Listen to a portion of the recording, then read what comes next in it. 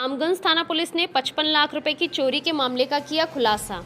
अजमेर के रामगंज थाने में 15 जुलाई को 55 लाख रुपए की चोरी का मामला दर्ज हुआ, जहां आज इस मामले का दक्षिण उपाधीक्षक मुकेश सोनी द्वारा खुलासा किया गया।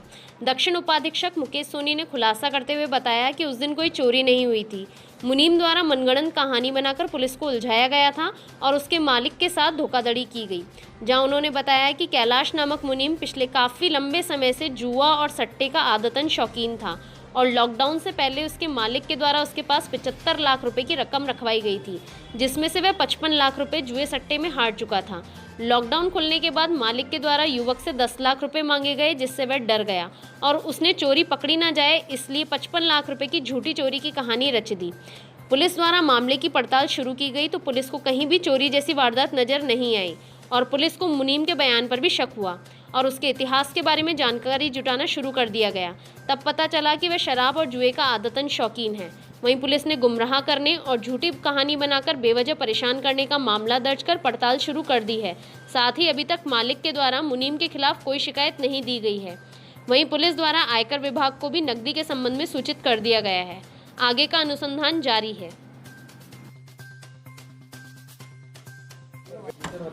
15 तारीख को दिन के अंतर्गत हमें सूचना मिली थी कि HMT रोड के ऊपर किसी व्यक्ति की कार के अंतर्गत जो 55 लाख रुपए रखे हुए थे, दो लुटेरे आए और उन्होंने चोरी करके उसको झगड़े के बहाने करके और उन पैसों को चोरी करके ले गए। इसके ऊपर CI साहब, मैं SP साहब, एडिशनल SP साहब सभी वहाँ पर मौके पे थे। मौके पर चीज़ों के साक्ष्य और एकत्रित किए, उनके दिशा निर्देशन में हमने कार्रवाई करनी शुरू की। तो इस कार्रवाई को करते करते हमने आसपास के CCTV फुटेज खंगाले, उनके घर पे बात की, परिवादी के आसपास के और CCTV फुटेज देखे। अलग अलग टीमें गठित की गई जो केवल इनके ऊपर काम करे। अलग टीम दूसरी SP साहब के निर्देशन में हमने CDR के एनालिसिस के लिए तैयार की कि हम CDR के ऊपर भी देखें, BTS के ऊपर भी काम करें। इसके ऊपर एक दिन मेहनत करने के बाद में हमें इस तरह का कोई क्लू नहीं मिला, लेकिन परिवादी की तरफ से जो बातचीत की जा रही थी उसके ऊपर संदेह व्यक्त हुआ।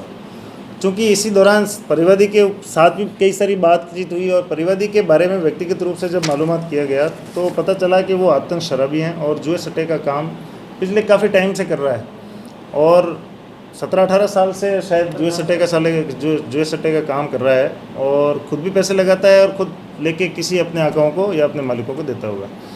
ऐसा संज्ञान में है कि 4-5 महीने पहले से उसके पास काफ़ी मात्रा में पैसे पड़े थे, लगभग 75 लाख रुपए के आसपास, और उसमें से 55 लाख रुपए वो जुए सट्टे के अंतर्गत हार गया। उस हारने के कारण चूँकि मालिक ने 10 लाख रुपए उसके पास से मंगवाए, तो मालिक को इस भ्रम में रखने के लिए कि वास्तव में मैंने आपके 20 लाख रुपए तो मेरे पास पड़े हैं, लेकिन 55 लाख रुपए वास्तव में कोई लूट के ले गया, इस हिसाब से अपनी एक कहानी गढ़ी और उस कहानी को गढ़ के, चूँकि आजकल TV पे, क्राइम पेट्रोल पे और हम देखते रहते हैं कई सारी स्टोरी बनाना, उसको गढ़ना, पुलिस के सामने पेश करना, गलत तथ्य पेश करना, उसने ये कोशिश की कि मैं भी इसी तरह की कहानी बनाकर एक लुटेरों की गैंग दिखाकर अपनी बात को सच्ची करवा लूँगा ताकि मालिक मुझसे पैसे नहीं मांगे और 55 लाख रुपए का उसके पास से कोई हिसाब किताब नहीं मांगे। इसी कारण से उसने ये प्लानिंग करके इस स्टोरी को बनाया, इस कहानी को गढ़ा और गढ़कर हमारे सामने गलत तथ्य पेश किए। चूँकि अनुसंधान के दौरान हमें ये तथ्य प्रकाश में आया कि उसके मालिक जिसने उसको पैसे दिए थे उसने तो 9,95,000 रुपये मंगवाए थे और चूँकि 9,95,000 रुपये मंगवाए थे तो 55 लाख रुपए लेके घर से क्यों निकला। तो हमें एक बहुत बड़ा क्लू मिला, उसके ऊपर अनुसंधान किया, परिवादी को और उनके जो दुकान के मैनेजर हैं, मालिक हैं, उनको आमने सामने किया तो ये तथ्य जो मैं आपको बता रहा हूँ ये सामने आ गया। और पूछताछ जारी है, पैसों के संबंध में और अनुसंधान किया जाएगा और इस संबंध में आयकर विभाग को भी लिख के भेजेंगे कि इस तरह के जो कैश का मूवमेंट हुआ है वो किस कारण से हुआ है, किस तरह से हुआ है, इसमें और किस संलिप्तता रही है कि इस झूठ को बनाकर, इस स्टोरी को बनाकर लोगों के सामने रखा जाए। सर, जिस तरह से आपने बताया 75 लाख रुपए, तो ये 75 लाख रुपए ये कहाँ से लाए थे? वो भी मालिक के ही थे? परिवादी ने अभी तक तो यही बताया है कि ये उसके मालिक के पैसे थे और मालिक भी यही बता रहे हैं कि हमारे पैसे थे, लेकिन इसके ऊपर चूँकि हमारा कार्य 55 लाख रुपए के बारे में अनुसंधान करना था कि अगर कोई किसी ने चोरी की है तो क्या की है। अब इसके ऊपर विविध जो नियमानुसार कार्रवाई होगी वो करेंगे। तो इसमें कहीं ना कहीं क्रिकेट सट्टे की इन्वॉल्वमेंट है ना सर? क्रिकेट सट्टा जी, उसने ये स्वीकार किया है कि वो लॉकडाउन से पहले उसने क्रिकेट के सट्टे लगाता था। चूँकि 15-17 साल से वो ये काम कर रहा है और अपने मालिक के पैसे भी अपने पास रखता था, चाहे दुकान के हो चाहे दूसरे तरीके से हो, तो अभी तक ये संज्ञान में आया कि मालिक के पैसे उसके पास रहते थे और उसने इन सब चीज़ों में जुए सट्टे में इनको खर्च कर दिया। सर अब इस प्रकरण में पुलिस क्या कर रही है? वर्तमान में तो ये खुलासा करना, और हमारे लिए भी राहत भरी खबर ये है कि हमने अपनी 5-6 टीमें, सीए साहब दिन रात एक कर लिया, एसपी साहब बिल्कुल लगातार इसके ऊपर रिपोर्टिंग कर रहे थे, और एडिशनल एसपी साहब ने खुद ने 3-4 बार विजिट कर ली। तो हमारे लिए तो राहत भरी खबर ये है, और राहत भरी सांस हम ले पा रहे हैं कि एक बार हम शांत तो हो गए कम से कम कि चलो लूट या चोरी जैसी घटना नहीं है।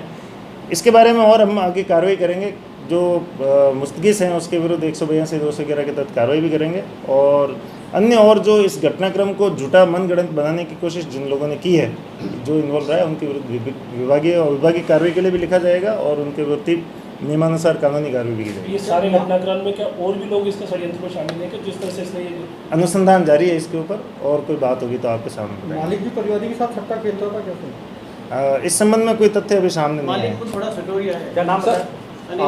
अनिल अरोड़ा और सुनील अरोड़ा। तो सर ये जो लूट की वारदात क्या था? ये नाट्य घटनाक्रम था, चूँकि इनके आका है वो खुद बड़े सटोरिये रहे हुए हैं, सुनील अरोड़ा और अनिल अरोड़ा, जिनके आपने नाम सुने होंगे, तो शोरूम भी चलाते हैं और दूसरे इन शोरूम के आड़ में दूसरे काम भी करते हैं।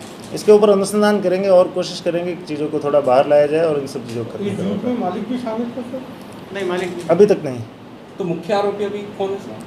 आरोपित कोई आरोपी कोई है ही नहीं, चोरी नहीं है तो आरोपी क्या? परिवादी इसमें ये- का नाम क्या है? इसमें किसी को गिरफ्तार किया सर? नहीं, कैलाश झूठी सूचना देने पर कार्रवाई? झूठी सूचना देने पर ही कार्रवाई है। मैं आपके सामने वापस स्पष्ट कर देता हूँ कि चोरी जैसी कोई घटना हुई ही नहीं है। चूँकि घटना ही नहीं हुई है तो कोई मुलजिम तो है ही नहीं।